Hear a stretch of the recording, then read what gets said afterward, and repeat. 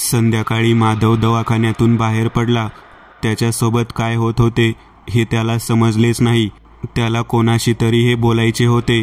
गावात त्याची केतकी सोडली तर कोणाशी फार ओळख नव्हती, त्यामुळे तो केतकीच्या वाचनालयात गेला. केतकी वाचनालयात नव्हती. तो बराच वेळ वाट पाहत बसला. तो निघणार इतक्यात केतकी बाहेरून येताना दिसली. त्याला पाहताच ती हसतच पुढे आली. काय लेखक साहेब, काय म्हणता? शाळेत गेला होता का? हो, आता तिथूनच येते. काय झालं, तुम्ही असा अचानक इथे? काही नाही, आता काहीतरी विचित्र अनुभव आला. कसला अनुभव?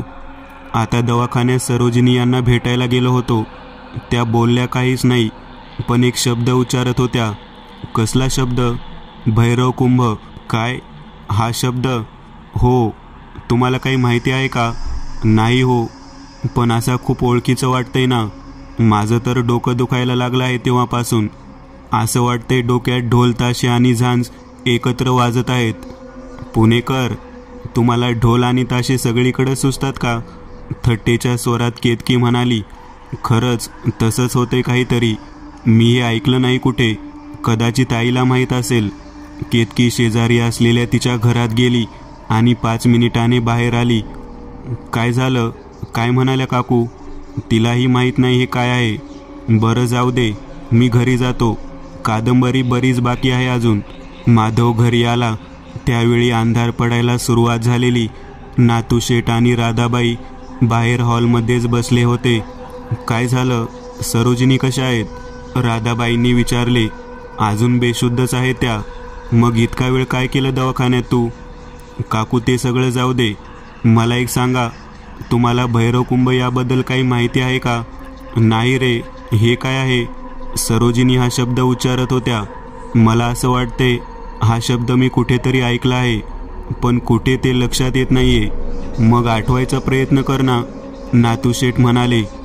काका, मी कधीपासून तेच आठवायचा प्रयत्न करतो आहे. गावातच कोणाकडून तरी ऐकला आहे मी हा शब्द. आठवायचा प्रयत्न कर, नक्की आठवेल तुला. जेवण होईपर्यंत माधव तिथेच बसून राहिला. जेवण झाल्यावर तो वरती आला.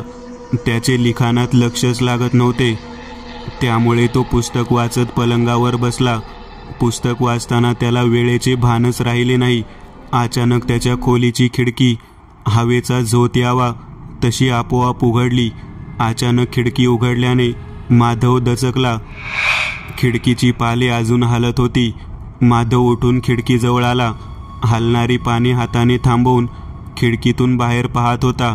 बाहेर अंधारात खाली कोणीतरी उभे होते. कोण उभा आहे ते माधव निरखून पाहायचा प्रयत्न करत होता.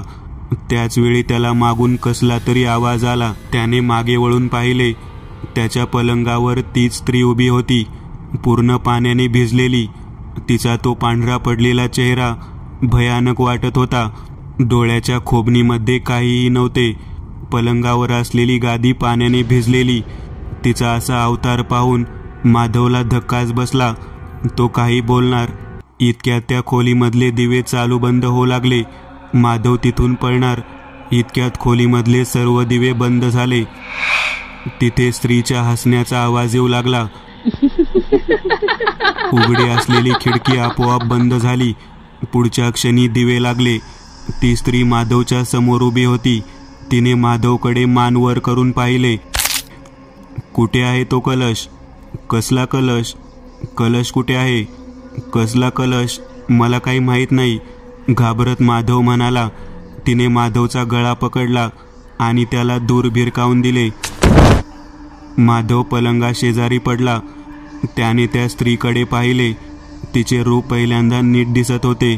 तिच्या भिजलेल्या अंगावरून जमिनीवर पाणी पडत होते. खोबणीत नसलेल्या डोळ्यांनी देखील ती त्याच्याकडे पाहत होती. इतक्यात माधवचे लक्ष त्याच्या बॅगकडे गेले. त्याच्या बॅगमध्ये नेहमीच खंडोबाच्या मूर्तीसमोर असलेल्या शिवलिंगाचा भंडारा असायचा. त्याने सरकत कसाबसा बॅगेत हात घातला. इतक्यात त्या स्त्रीने त्याच्या पायाला पकडले. ती पुढे काही करणार इतक्यात माधवने भंडाऱ्याची पुडी त्या स्त्रीच्या दिशेने भिरकावली. विजेचा झटका बसावा तशी ती स्त्री मागे हटली.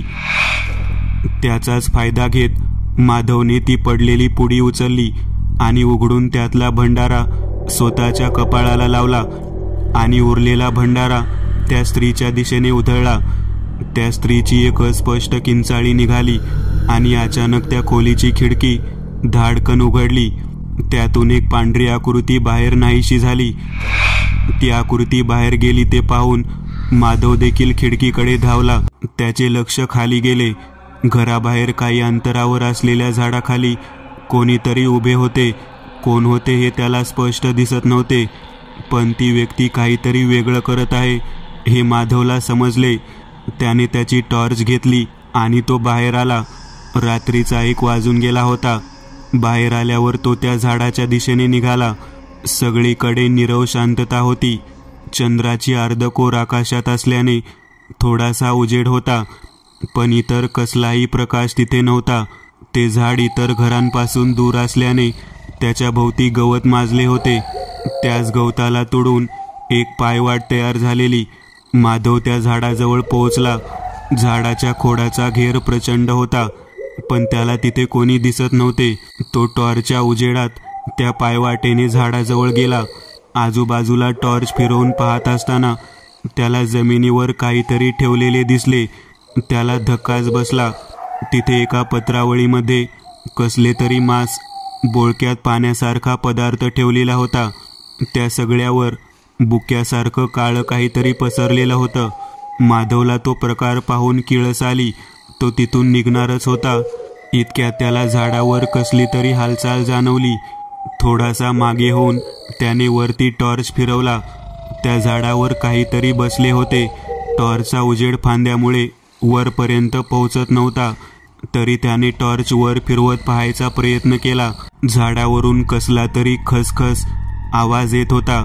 त्याने टॉर्च इकडे तिकडे फिरवून पाहायचा प्रयत्न केला. इतक्यात त्याचा टॉर्च एका स्त्रीच्या चेहऱ्यावर पडला.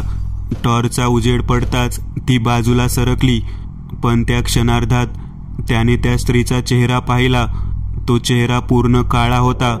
डोळे पण काळे आणि चमकदार होते. त्याने पुन्हा टॉर्च फिरवला, पण त्याला ती दिसली नाही. इतक्यात त्याला खोडावरून काहीतरी खाली येताना दिसले. त्याने नीट निरखून पाहिले तर तीच स्त्री होती, पण जसजशी ती खाली आली आणि टॉर्चच्या उजेडात तिचे पूर्ण रूप माधवला दिसले. त्याची बोबडीच वळली. पाय थरथरू लागले. हातातील टॉर्च सांभाळणे त्याला कठीण झाले. असला भयंकर प्रकार त्याने स्वप्नात सुद्धा पाहिला नव्हता. ती स्त्री नव्हतीच. तिचा चेहरा फक्त स्त्रीचा होता आणि शरीर घुशीचे, जवळपास 5 फूट लांब अशी घुस. ते पाहून माधव तिथून पळाला, पण त्याला आपण कुठे पळतो आहोत याचा अंदाजच येत नव्हता. त्याला असं वाटत होतं त्याच्या मागे काहीतरी पळत आहे, पण मागे काय आहे हे पाहायची त्याची हिंमतच होत नव्हती. तो तसाच धावत होता. धावता धावता तो गावाच्या बाहेर पडला. त्याला त्याच्या मागून विचित्र आवाज येत होते. काही वेळ धावल्यानंतर त्याला दम लागला. खाडीच्या धक्क्याजवळ असलेल्या झाडाजवळ येऊन तो थांबला. त्याने मागे वळून पाहिले, पण कोणी नव्हते. त्याने सुटकेचा निश्वास टाकला. इतक्यात आजूबाजूला असलेल्या गवतात सळसळ सुरू झाली. झाडावर असलेले पक्षी रात्रीच्या अंधारात उडून जाऊ लागले. असंख्य कावळे जमा होऊन ओरडू लागले. तिथे गडद अंधार होता. इतर कसलाही उजेड नसल्याने फक्त आवाज ऐकू येत होते. माधवने घाबरून इकडे तिकडे टॉर्च फिरवला आणि एका जागी त्याचा टॉर्च स्थिरावला. तिथे गवतामधून त्याच स्त्रीचा चेहरा बाहेर आला होता. हळूहळू ती गवतामधून बाहेर आली. माधवने तिचे रूप टॉर्चच्या उजेडात अगदी समोरून पाहिले. जवळपास 2 फूट उंच अशी ती स्त्रीचा चेहरा असलेली घुस होती. तिचा चेहरा पूर्ण काळा होता. दातांचे सुळे काळ्या ओठांमधून बाहेर आले होते. तिचे केस विचित्र होते आणि ते अस्ताव्यस्त पसरले होते. तिचे डोळे पूर्ण काळे आणि चमकत होते. तिची लांबलचक शेपटी गवतावर फिरत होती. ती हळूहळू माधवच्या दिशेने येत होती. माधव मागे सरकत होता. इतक्यात माधवचा पाय दगडाला अडखळला आणि तो खाली कोसळला. तो कसाबसा उठला, पण तोवर ती त्याच्या अगदी जवळ आली होती. माधवला त्याचा अंत समोर दिसत होता. पळून जायचे त्याच्यात त्राण उरले नव्हते. त्याने डोळे मिटून घेतले होते. इतक्यात एक पेटता पलिता त्याच्या आणि त्या घुशीच्या मध्ये येऊन पडला. तिच्या चेहऱ्यावर प्रकाश पडला आणि ती तशीच अंधारात गवतामध्ये गडप झाली. चेहऱ्यावर अचानक उजेड पडल्याने माधवने डोळे उघडले. त्याने समोर पाहिले. तिथे ती घुस नव्हती. समोर जमिनीवर पलिता जळत होता. त्याने आजूबाजूला पाहिले. तिकडून केतकी येत होती. तिच्या खांद्यावर झोळी होती आणि एका हातात कसली तरी काठी होती. केतकी, तुम्ही इथे? हेच मी तुम्हाला विचारले पाहिजे माधव. रात्री असं कुठे पण काय फिरताय? मी ते झाड, माणूस, ती बाई, नाही ती घुस, काय बोलत आहात? हा काय प्रकार आहे? मला काही समजत नाहीये काय घडलं. मला तुमची अवस्था कळली आहे, पण इथून आधी निघू. ही जागा चांगली नाही. हो चला. माधव आणि केतकी तिच्या घराजवळ आले. तिच्या घरासमोर असलेल्या ओटीवर माधव बसला. केतकीने त्याला पाणी आणून दिले. थोडा वेळ शांत बसल्यानंतर माधव म्हणाला, आता जे काही मी पाहिलं ते खरं आहे की स्वप्न मला समजत नाहीये. तुम्ही पाहिलं ते खरंच आहे माधव, पण केतकी, ती घुस अशी कशी? म्हणजे तो प्रकार काय होता? ती निशाद्री होती. काय? म्हणजे तुला माहीत आहे तिच्याबद्दल? हो. ती ना माणूस आहे ना घुस. एक विचित्र जीव आहे तो, कदाचित अनादी काळापासूनचा. पण मग असा जीव या गावात आहे आणि लोकांनी काहीच केलं नाही. कोणाला माहीतच नाही माधव. ती आजवर कोणालाच दिसली नाही. पण याला अपवाद आहे मोहिते, देशपांडे आणि माझी आई. म्हणजे मला समजलं नाही. म्हणजे त्या निशाद्रीला आजपर्यंत फक्त 3 लोकांनी पाहिले आहे. पण इतकं सगळं तुला कसं माहीत आहे? ती उपहासात्मक हसत म्हणाली, मला कसं माहीत आहे? आज चला घरात, मग कळेल. माधव आणि केतकी तिच्या घरात आले. केतकी एका खोलीमध्ये गेली. तिच्या पाठोपाठ माधव आत आला. तिथे पलंगावर कोणीतरी अंगावर घेऊन झोपले होते. केतकी त्या पलंगाजवळ गेली. तिने त्या व्यक्तीच्या अंगावरील पांघरून बाजूला केले. ते पाहून माधव हादरलाच. तिथे केतकीची आई झोपली होती आणि तिचे शरीर देखील त्या निशाद्रीसारखे होते. केतकी, हे काय आहे? कळलं ना? मला कसं माहीत आहे इतकं? केतकीने पुन्हा तिच्या आईच्या अंगावर पांघरून टाकले आणि ते दोघे बाहेर आले. केतकी, हा सगळा काय प्रकार आहे? एकदा आईला त्या निशाद्रीने दंश केला होता. त्यानंतर तिची अशी अवस्था झाली आहे. निशाद्री ज्याला दंश करेल तो पण तिच्यासारखंच बनतो. पण काकूंना तर मी बऱ्याच वेळा पाहिलं आहे याआधी. तेव्हा तर अशा नव्हत्या. हो, ती दिवसभर अशी नसते. हे फक्त रात्रीच्या दुसऱ्या प्रहरात होतं. मग पहाटे पुन्हा ठीक होते. पण मग त्या देखील निशाद्रीसारखं करतात. हो, त्यामुळे तिला अशी बेशुद्ध करून ठेवावी लागते. पण तू इतक्या रात्री बाहेर काय करत होती मग? आईला बेशुद्ध ठेवणं इतकं सोपं नाही. त्यासाठी ताम्रकाष्टाची फुले कुटून त्याचा अर्क पाण्यात मिसळून तिला द्यावा लागतो आणि ती फुले फक्त रात्रीच उमलतात. मग मी एकदम फुले आणून ठेवते आणि त्याचा अर्क बनवते. आता फुले संपत आलेली. मग आज फुले आणायला बाहेर पडले होते. कुठे मिळतात ती फुले? इथे खाडीच्या पलीकडे छोटी टेकडी आहे. तिच्या बाजूला देवराई आहे. तिथे मिळतात. मग तू अशी रात्री बाहेर पडते. तुला त्या निशाद्रीने कधीच काही केले नाही. ही काठी पाहिली का? ही गरुडपर्णीची काठी आहे. निशाद्री हिच्या वासाने जवळ देखील येत नाही आणि शिवाय तिला आगीची खूप भीती वाटते. तुला इतकी सगळी माहिती कशी मिळाली? पण मला हे सगळं मोहन काकांनी सांगितले. ते खूप मोठे वैद्य होते. त्यांना या निशाद्रीबद्दल माहिती होती. पण मग त्यांनी गावातल्या लोकांना सांगायचा प्रयत्न केला नाही का? केला ना. पण पुरावा काय? असला विचित्र जीव अस्तित्वात असेल असं कोणाला वाटेल का? काकूंना कधी दंश केला तिने? आता 1 महिना झाला. आणि देशपांडे, मोहिते यांना कधी दिसली ती? त्यांना त्याच्या आधी काही दिवस. याचा अर्थ ती आताच दिसायला सुरुवात झाली आहे. हो, आई रात्री मोहितेंच्या घरून परत येत होती तेव्हा तिने दंश केला. म्हणून मी आईला घेऊन मोहन काकांकडे गेले. तेव्हा त्यांनी त्या निशाद्रीबद्दल बरीच माहिती सांगितली होती. पण यावर काही उपाय नाही का? म्हणजे किती दिवस आईला असं बेशुद्ध ठेवणार? मला मोहन काका म्हणाले होते यावर उपाय आहे. ते औषध बनवण्यावर काम देखील करत होते, पण त्यांचा असा खून झाला आणि सगळं संपलं असं वाटायला लागलं आहे. तुम्ही मला त्यांच्या घरातून बाहेर पडताना पाहिलं ना, ती मीच होते. मग माझ्याशी खोटं का बोलली? मग तुम्हाला काय सांगणार माझ्या आईबद्दल? मोहन काकांना ताम्रकाष्टीची फुले हवी होती. त्यांनी त्या दिवशी मला सकाळी सांगितले होते. मी रात्री फुले घेऊन त्यांच्या घरी गेले आणि पाहिलं तर घरात त्यांचा मृतदेह होता. सरोजिनी देखील तशाच पडल्या होत्या. मला वाटलं त्या देखील मेल्या आहेत, म्हणून घाबरून तिथून पळून आले आणि मी उगाच तुमच्यावर संशय घेतला. इतका विचित्र प्रकार असेल याची मला कल्पना पण नव्हती. मी समजू शकते, खिन्नपणे केतकी म्हणाली. पण मग आता यावर उपाय काय? आता तरी माझ्यासमोर इतर काहीच पर्याय नाही. आपण नक्की काहीतरी उपाय काढू. तू अशी निराश नको होऊ. काय करणार आपण? केतकी, या सगळ्या प्रकरणाचा संबंध मोहिते देशपांडे यांच्याशीच का आहे? म्हणजे बघ, देशपांडेंचा खून झाला, मग मोहितेंचा.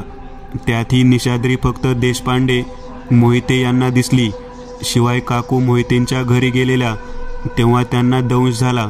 हो बरोबर, पण मग यात नक्की काय म्हणायचं आहे तुम्हाला? मला असं वाटतं गावात मागील 1-2 महिन्यात काहीतरी घडलं आहे, त्यामुळे ही निशाद्री आताच लोकांना दिसायला लागली असेल कदाचित. पण मला आज माझ्या खोलीमध्ये एक भयानक अनुभव आला. कदाचित त्याचाही संबंध मोहिते आणि देशपांडे यांच्या सोबत असू शकतो. कसला अनुभव? माधवने त्याच्यासोबत खोलीमध्ये घडलेला सगळा प्रकार केतकीला सांगितला. काय? म्हणजे ती जी काही वाईट शक्ती आहे ती तो कलश शोधते आहे? केतकी थोडी किंचाळतच म्हणाली. हो, पण कसला कलश मला अजून समजत नाहीये. मला असं वाटतंय आपल्याला मोहितेंच्या घरी काहीतरी माहिती मिळेल मग, कारण रानोजी काका गेले त्यावेळी सुद्धा काकू घरी नव्हत्या. त्या आपल्याला कदाचित मदत करतील. मग उद्या सकाळी जाऊ त्यांच्याकडे. हो चालेल. आता काळजी घ्या आणि नीट जा घरी. हवं तर हा पलिता घेऊन जा.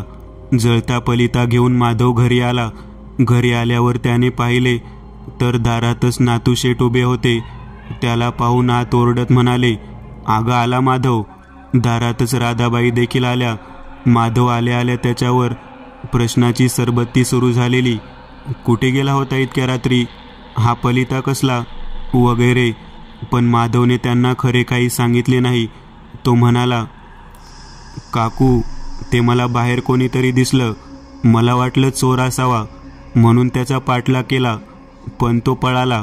परत येताना खूप अंधार वाटला म्हणून केतकीकडून हा पलिता घेतला. अरे पण असं बाहेर जाणं धोक्याचं आहे माधव, नातूशेठ म्हणाले.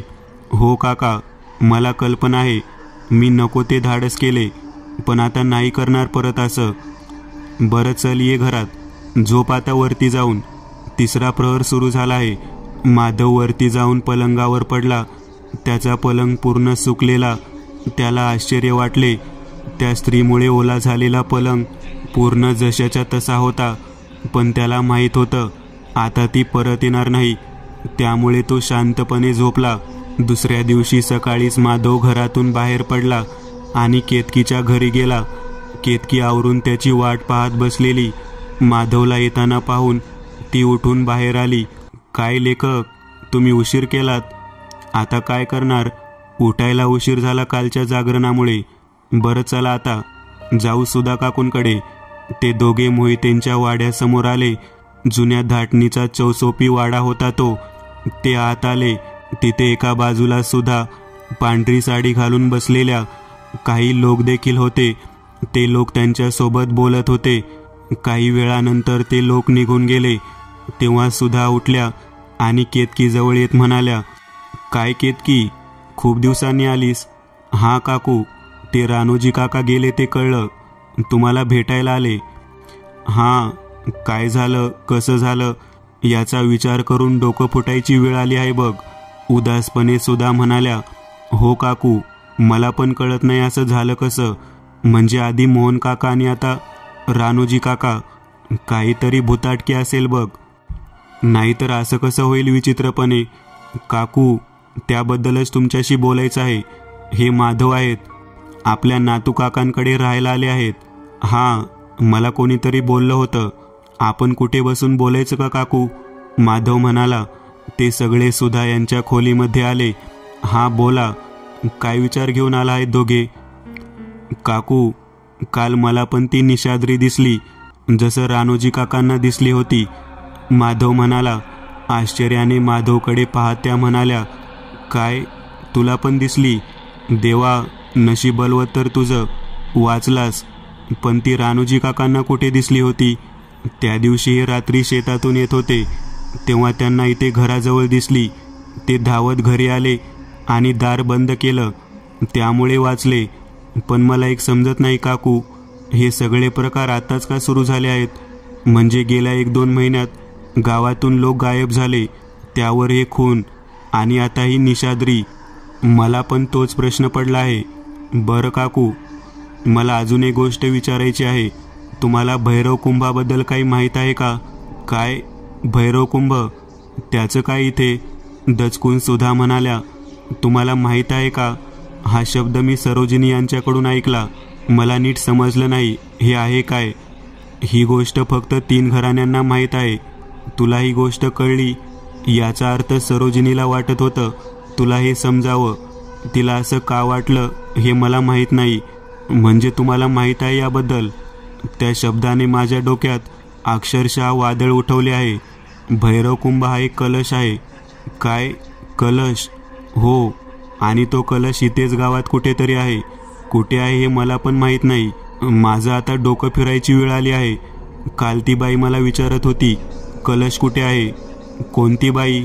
माधवने त्याच्यासोबत घडलेला प्रसंग सुधा यांना सांगितला.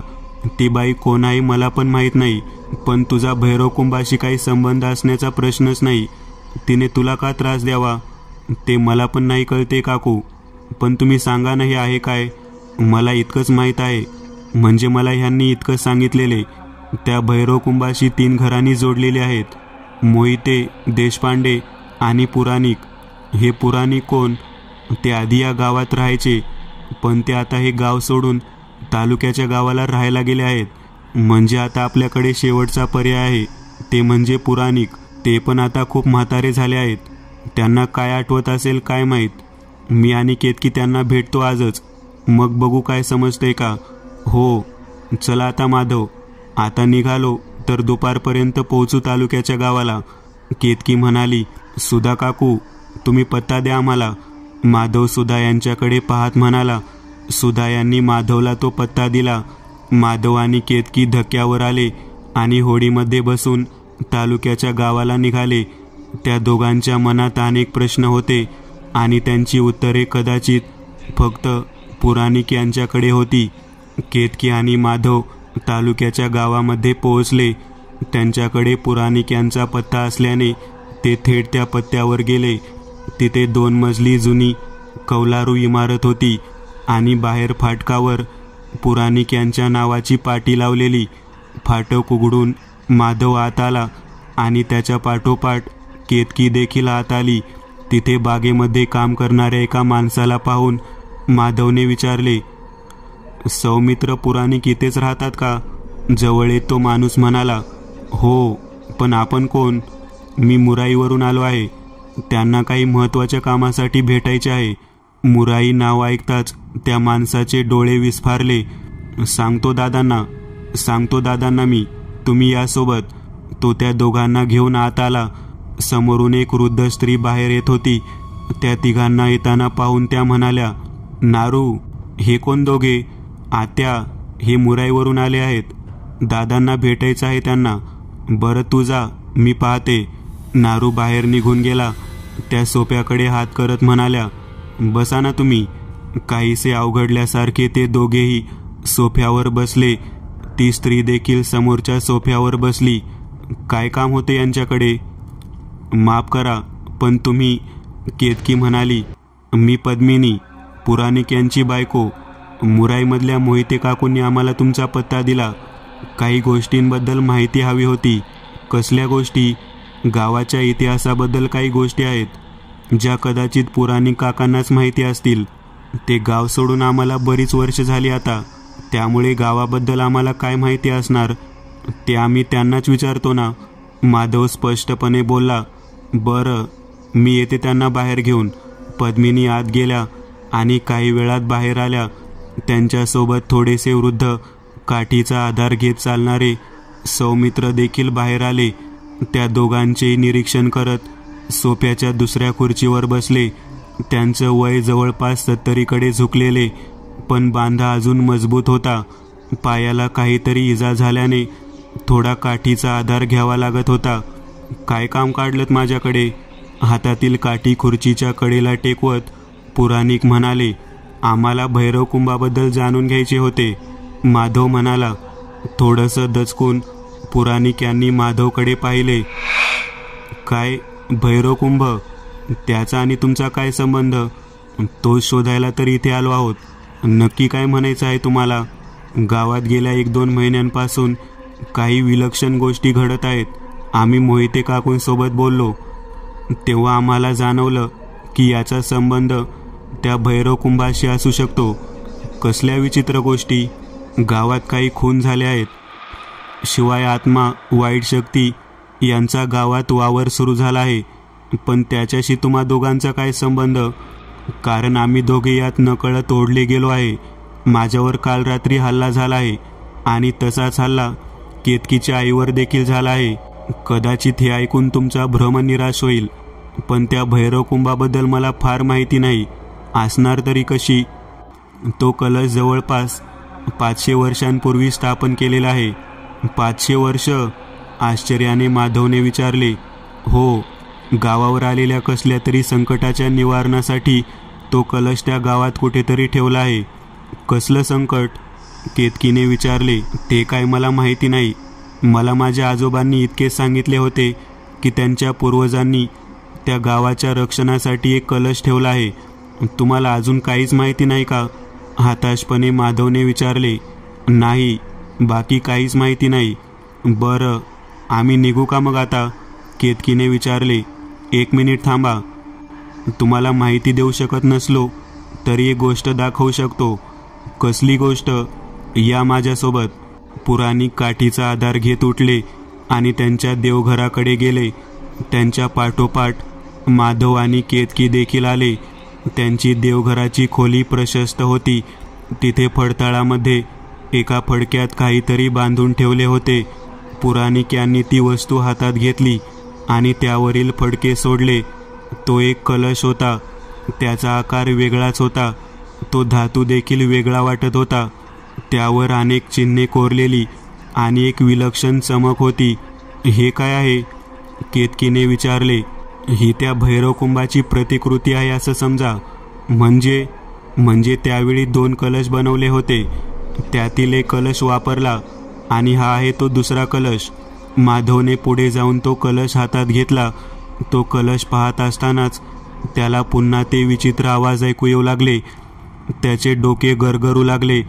तलवारींचा खणखणाट ऐकू येऊ लागला. पळणारे लोक दिसू लागले. माधवने डोळे मिटलेले पाहून केतकीला काही समजले नाही. त्याच्या खांद्यावर हात ठेवत ती म्हणाली. काय झालं माधव? काही होतंय का? तिच्या आवाजाने माधव भानावर आला. नाही, काही नाही, मी ठीक आहे. नक्की ना? निघायचं का आपण? हो, चला निघूयात. अजून एक काम आहे माझे, ते पण करून घेऊ. पुराणिक यांचा निरोप घेऊन ते दोघे बाहेर पडले. माधवने मार्केटमध्ये असणाऱ्या दुकानातून काही साहित्य विकत घेतले. संध्याकाळ होत आल्याने ते दोघे तसेच धक्क्यावर आले.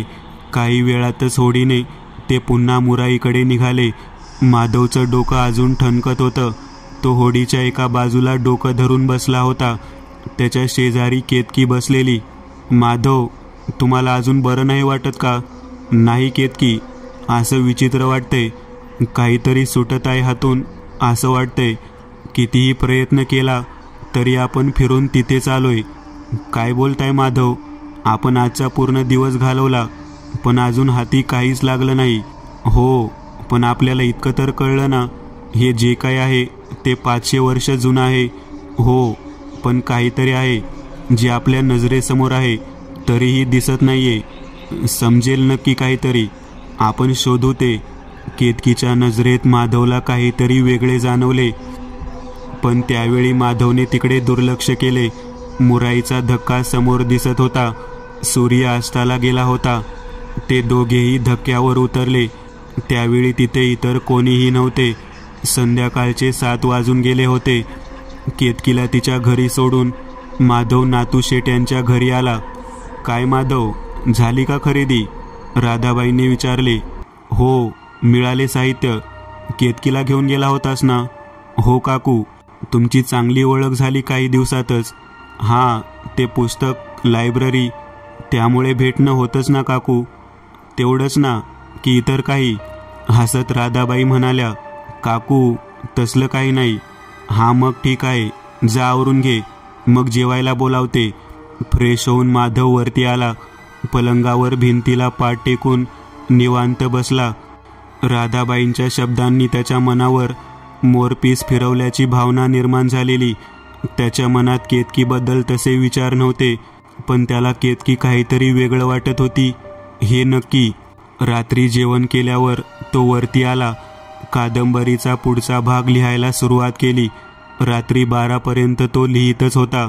झोप आल्यामुळे त्याने लिखाण बंद केले आणि दिवा बंद करून तो पलंगावर पडला. दिवसभराच्या थकव्यामुळे त्याला लगेच झोप लागली. केतकीने तिच्या आईला ते औषध दिले आणि दुसऱ्या मजल्यावर असलेल्या तिच्या खोलीमध्ये येऊन पलंगावर झोपली होती. तिला झोप लागत नव्हती. इतक्यात तिला कसला तरी आवाज आला. वरती असलेली कौले हालत होती. केतकी उठून बसली. कौलावर कोणीतरी चालत आहे असा भास होत होता. इतक्यात सगळे दिवे बंद झाले. खिडकीमधून येणारा चंद्राचा प्रकाश सोडला तर इतर कसलाही प्रकाश त्या खोलीमध्ये नव्हता. ती उठून टॉर्च शोधत होती. तोच खिडकीमधून एक सावली खाली गेली. तिने दचकून मागे पाहिले, पण तिथे कोणीच नव्हते. ती पुन्हा टॉर्च शोधत होती.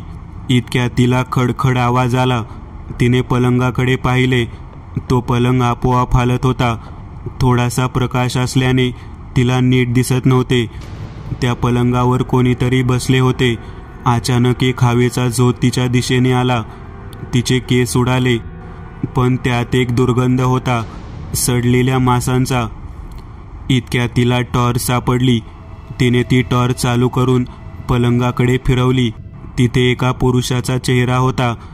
त्याच्या चेहऱ्यावरच टॉर्चचा उजेड पडला होता. तो चेहरा पूर्ण सडलेला. डोक्यावर अर्धवट केस शिल्लक होते. डोळे पूर्ण पांढरे झालेले. चेहऱ्यावर ठिकठिकाणी जखमा होत्या. तिने चेहऱ्यावरून टॉर्च खाली सरकवला. ते दृश्य पाहून भीतीने तिची दातखिळीच बसली. त्या पुरुषाचे खालचे शरीरच नव्हते, फक्त मस्तक हवेत तरंगत होते. इतक्यात तिचे लक्ष खिडकीकडे गेले. तिथे लांब शेपटीसारखे काही हालत होते. काहीच क्षण गेले असतील, तोच ती शेपटी खाली गेली आणि खिडकीमध्ये निशाद्री आली. तिच्या पुढच्या पायांनी तिने खिडकीचे गज पकडले होते. मागून येणारा चंद्राचा प्रकाश तिने अडवला होता, त्यामुळे तिची फक्त आकृती दिसत होती. तिचा चेहरा आणि अर्धे शरीर खिडकीमध्ये होते, बाकी शरीर खाली लटकत होते. अचानक पलंग हालू लागला. तो चेहरा जोरजोरात हसू लागला. तिचे लक्ष पलंगाखाली गेले. तिथे काहीतरी हालचाल होत होती. तिने टॉर्च तिकडे फिरवला. तिथून मस्तक नसलेले धड सरकत पलंगाखालून बाहेर येत होते. त्या धडावर असलेले कपडे फाटलेले होते. मांस गळत होते. ठिकठिकाणी हाडे बाहेर दिसत होती. केतकी खूप घाबरली होती. ती बाहेर निघायचा प्रयत्न करत होती. इतक्यात तो चेहरा तिच्या आणि दाराच्या मध्ये आला. त्याचे ते फाटलेले ओठ हलले आणि त्यातून आवाज निघाला. कुठे तो कलश? मला नाही माहीत. त्याचे डोळे लाल झाले. त्याने पुन्हा रागात विचारले, कुठे आहे तो कलश? नाही माहीत मला, केतकी रडत म्हणाली. तो चेहरा तिच्या भोवती गोल फिरू लागला. जोरजोरात हसू लागला. केतकी भेदरली होती.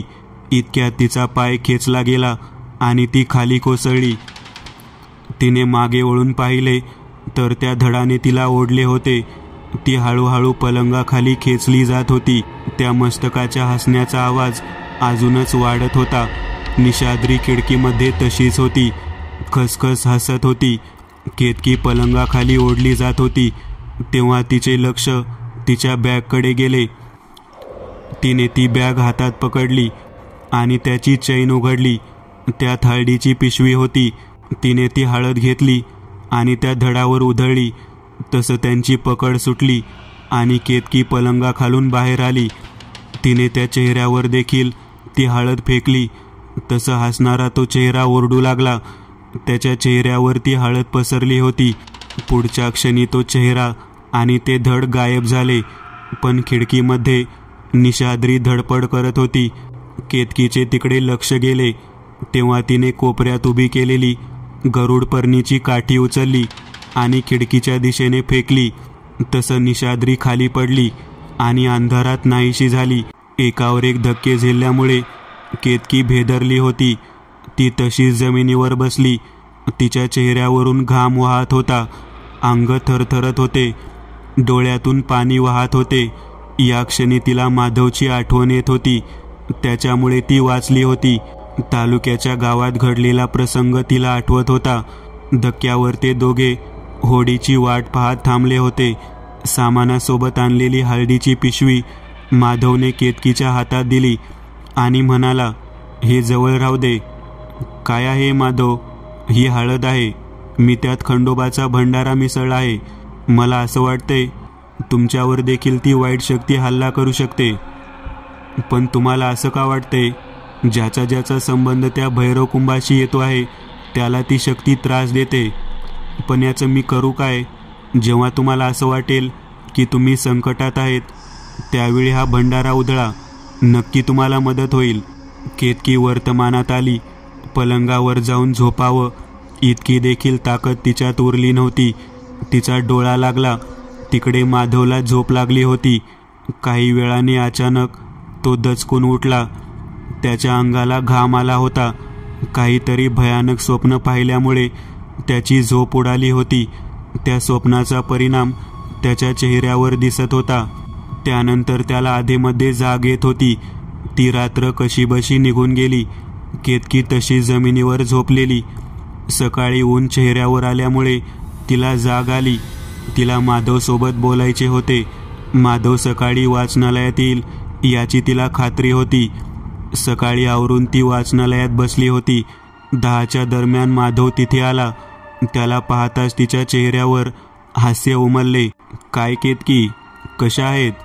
तुमच्यामुळेच ठीक आहे का? काय झालं? काल रात्री माझ्यावर देखील हल्ला झाला.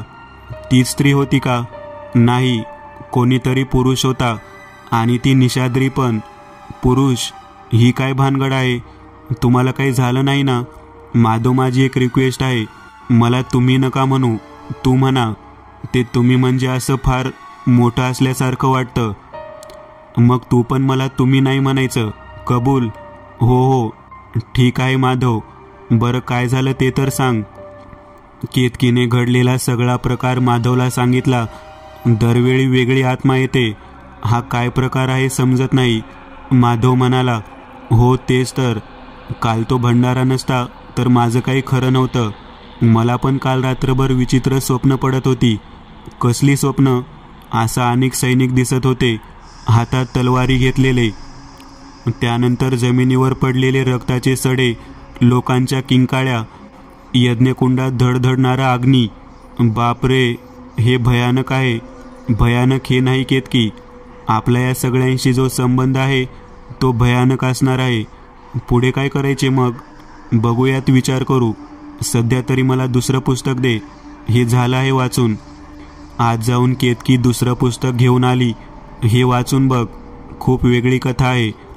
काय वेगळं? वाच तर तू. मी सांगितलं तर तुला सगळं रहस्य समजेल. हो, मग तर नको सांगू. बरं, आता मी निघतो. संध्याकाळी तू शाळेतून आली की भेटूयात. काम आहे थोडं.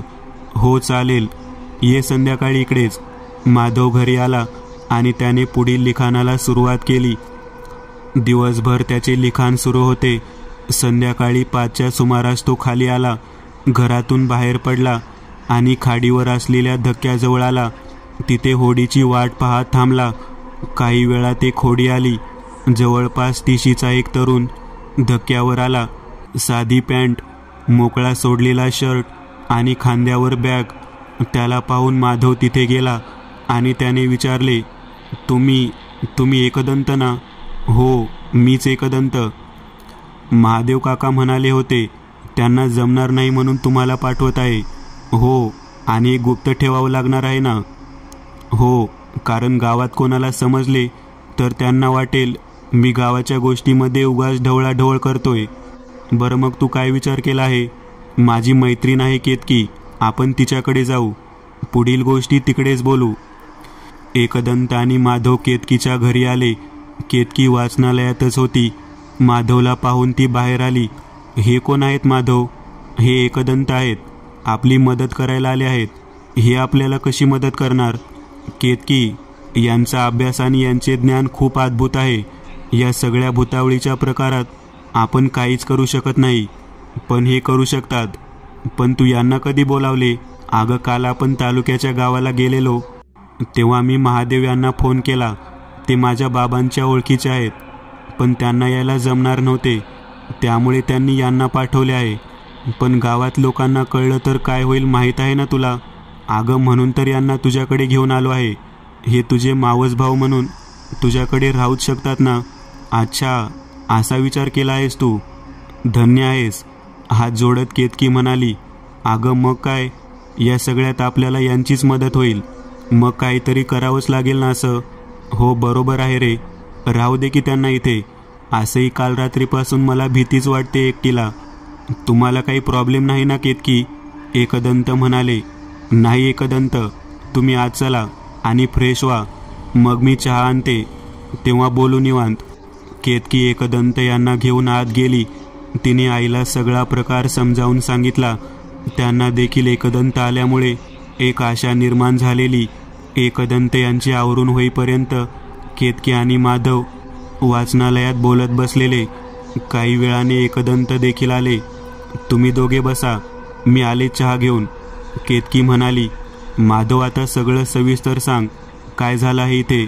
माधवने सुरुवातीला गायब झालेले 3 लोक, मांत्रिकाचा मृत्यू, देशमुख मोहिते यांचा मृत्यू, निशाद्री, भैरवकुंभ या सगळ्या गोष्टी एकदंत यांना सांगितल्या. या सगळ्या गोष्टी जर आता सुरू झाल्या आहेत तर नक्कीच या सगळ्या एकमेकांशी संबंधित आहेत. हो, मला पण तसंच वाटतं, पण दरवेळी काहीतरी वेगळी शक्ती समोर येत आहे. काल रात्री केतकीवर देखील एका पुरुषाच्या आत्म्याने हल्ला केला. हा प्रकार मला पण जरा विचित्र वाटत आहे. आणि ते आत्मे फक्त एकच गोष्ट विचारत आहेत, त्या कलशाबद्दल. म्हणजे ते आत्मे नक्कीच स्वतंत्र नाही. म्हणजे तेवढ्यात केतकी चहा घेऊन आली. तुम्ही दोघे चहा घ्या आधी, मग पुढचे बोला, मला पण तर ऐकायचं आहे. अगं, मी एकदंत यांना सगळ्या गोष्टी सांगत होतो. माधव, ज्या प्रकारे तू त्या आत्म्याचं वर्णन करतोय, ते आत्मे कोणाचे तरी बंदी आहेत. त्यांना तो कलश शोधण्यासाठी पाठवलं जात आहे. पण हे कसं समजणार? आणि आपल्याला अजून काहीच माहिती नाही. तो कलश, ते आत्मे, सगळंच अनभिज्ञ आहे. पण यात एक गोष्ट तुझ्या लक्षात येते का? तुला हा सगळा प्रकार ओळखीचा वाटतोय.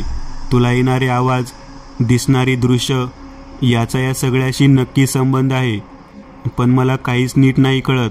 फक्त असं अस्पष्ट आवाज येतात. मला हे सगळा प्रकार काय आहे हे जाणून घेण्यासाठी तुला संमोहित करावं लागेल. तुझ्या मनात या गोष्टी कशा आल्या त्याचा अंदाज त्याशिवाय नाही येणार. मी तयार आहे एकदंत, आपण करूयात. आता नाही, त्याला मोकळा वेळ हवा. मेंदू शांत आणि थकलेला नसावा. त्यामुळे आपण उद्या सकाळी करू हे. जसं तुम्ही म्हणाले एकदंत. आता आजची रात्र नीट आराम करा, झोप घ्या. उद्या खूप काम करायचं आहे आपल्याला. रात्री जेवायच्या वेळेस माधव घरी आला. जेवायला बसताना नातू शेठ देखील सोबतच बसले. काय माधव, केतकीकडे कोणी आले आहे का? मगाशी तिकडून जात होतो तेव्हा तुम्हाला पाहिले. हो, केतकीचा मावस भाऊ आला आहे. तो पण पुण्यालाच असतो. बरं आहे, नाहीतरी त्या दोघीच असतात. हो, त्यामुळेच आला आहे. रात्री माधव वरती आला. पलंगावर पडून तो पुस्तक वाचत होता. झोपायच्या आधी त्याने पलंगाभोवती थोडा भंडारा टाकला. मागील 2 दिवस तो हेच करत असल्यामुळे त्याला त्या आत्म्यांचा काही त्रास झाला नव्हता. केतकीच्या घरात तिने देखील हेच केले. तिने देखील पलंगाभोवती भंडारा पसरला होता. केतकीच्या खोली शेजारी असणाऱ्या एका रिकाम्या खोलीमध्ये एकदंत झोपले होते. रात्रीचे 2 वाजून गेले होते. कौलांच्या आवाजाने एकदंत यांना जाग आली. त्यांचे लक्ष वरती गेले. तिथली काही कौले सरकून तिथून शेपटीसारखं काहीतरी खाली लटकत होतं. त्यांना लगेच लक्षात आले, ही निशाद्री आहे. ते उठून तसेच धावत घराबाहेर आले. मागील बाजूने त्यांनी कौलावर टॉर्च फिरवला. त्यांना तिथे निशाद्री दिसली. तो टॉर्च तिच्यावर पडला तशी ती दुसऱ्या बाजूने गायब झाली. एकदंत मुख्य दरवाजाच्या बाजूला आले. त्यांना अंधारात कसला तरी आवाज येत होता. त्यांनी लक्ष देऊन पाहिले तेव्हा त्यांना जाणवले समोर असणाऱ्या झाडावर कोणीतरी आहे. त्यांनी तिकडे टॉर्च फिरवला. झाडावर फांद्यांमधून फिरणारी निशाद्री त्यांना दिसली. त्यांनी टॉर्च बंद केला आणि तिथेच थांबले. हळूहळू निशाद्री खाली आली. जमिनीवर उतरल्यावर ती आणि एकदंत समोरासमोर होते. एकदंत यांनी तिचे ते अर्धमानवी रूप निरखून पाहिले. तिचे घुशीचे शरीर चमकत होते. लांब लचक शेपटी वळवळत होती. तिचा तो काळा चेहरा भयानक वाटत होता. तिचे तोंड मध्येच उघडत होते तेव्हा आतील सुळे अधिक स्पष्ट दिसत होते. ती हळूहळू त्यांच्या दिशेने सरकत होती. ती जास्त जवळ आली तेव्हा एकदंत यांनी खिशात हात घातला आणि कसली तरी भुकटी बाहेर काढली. ती पुढे येऊन त्यांच्यावर झडप घालणार इतक्यात ते बाजूला सरकले आणि ती भुकटी तिच्या तोंडावर फेकली. ती भुकटी तिच्या अंगावर जिथे जिथे पडली तिथे ठिणग्या उडाल्या आणि ती तशीच बाजूला सरकली आणि एकदंत यांच्याकडे पाहत शेजारील झुडपांमध्ये गडप झाली. ते पुन्हा घरात आले. त्यांच्या खोलीमध्ये जाऊन झोपले. दुसऱ्या दिवशी सकाळी माधव केतकीकडे आला. एकदंत कधीच आवरून बसले होते. केतकी देखील त्यांच्या खोलीमध्ये आली. माधव, काल मी त्या निशाद्रीला पाहिली. विलक्षण जीव आहे तो. तिने तुम्हाला काही केले नाही. तिने माझ्यावर झडप घातली ना, किंबहुना मी ती घालू दिली. मला ती नक्की काय प्रकार आहे हे पाहायचे होते. मग काय झालं पुढे? मी तिच्या अंगावर औदुंबराच्या सालीची भुकटी टाकली. मला अंदाज होता त्याने ती पार कोसळेल, पण तसं झालंच नाही. ती कोणी साधीसुधी जीव नाही, खूप पुरातन आहे, कलियुगाच्याही आधीची. आपण तिचा सामना कसा करणार मग ते पाहूयात नंतर. तू नीट नाश्ता वगैरे करून आला आहेस ना? हो, आणि तुम्ही काल आणायला लावली रिकामी कॅसेट पण घेऊन आलो आहे. बरं आहे केतकी, तू टेप रेकॉर्डर घेऊन ये. माधवला संमोहनात नेल्यावर तो जे काही बोलेल ते आपल्याला रेकॉर्ड करायचे आहे. आपल्याकडून काहीही सुटता कामा नये. केतकी रेकॉर्डर घेऊन आली. एकदंत यांनी त्यात कॅसेट टाकली. त्यांच्या झोळीमधून एक चमकणारा हिऱ्यासारखा पदार्थ बाहेर काढला आणि म्हणाले, हा एक चमत्कारी दगड आहे माधव. आगीस मार. याच्या वापराने तुझे चेतन मन पूर्ण शांत होईल आणि अचेतन मन जागृत होईल. ज्या काही घटना गोष्टी तुला आता आठवत नाहीत त्या देखील तू सांगशील, पण ते तुला समजणार नाही. याने त्याला काही होणार नाही ना एकदंत? केतकी म्हणाली. त्याला काही होईल असं आपण काहीच करणार नाही केतकी. त्याच्या सुप्त मनात दडलेल्या गोष्टी आपण बाहेर काढणार आहोत. आणि हे संमोहन साधे नाही तर मंत्राचा योग्य वापर करून आगीस्मारच्या साह्याने आपण ते करणार आहोत. मी काय करायचं आहे एकदंत? तू पलंगावर झोपायचं फक्त. पुढील काम माझं. माधव पलंगावर झोपला. एकदंत शेजारी एका खुर्चीमध्ये बसले. त्यांनी आगीस्मार त्याच्या कपाळावर ठेवला आणि काही विशिष्ट मंत्र म्हणायला सुरुवात केली. माधव निद्रावस्थेत गेला होता. एकदंत त्याच्याशी बोलू लागले. माधव उत्तरे देत होता. तसतसं एकदंत आणि केतकी यांना धक्के बसत होते. एक भयावह वास्तव त्यांच्या समोर उलगडत होतं. मित्रांनो, आज पुरतं एवढंच. तुम्हाला जर काही गोष्ट आवडली असेल तर नक्की लाईक करा. तुमच्यापैकी बरेचसे जण व्हिडिओ लाईक न करताच पळून जातात, पण हा जर व्हिडिओ तुम्ही लाईक केला तर मला जरा बरं वाटेल आणि असेच भारी भारी व्हिडिओ बनवायची माझ्यात एनर्जी येईल. त्यामुळे नक्की लाईक करा. आणि अजूनही कोणी या चॅनलला सबस्क्राईब केलेलं नसाल तर लगेच सबस्क्राईब करून टाका. आणि बाजूची घंटी ती मात्र दाबायला विसरू नका. देवाची घंटी आहे ती. चला तर मग पुन्हा भेटूया अशीच एक आगळी वेगळी गोष्ट घेऊन पुढच्या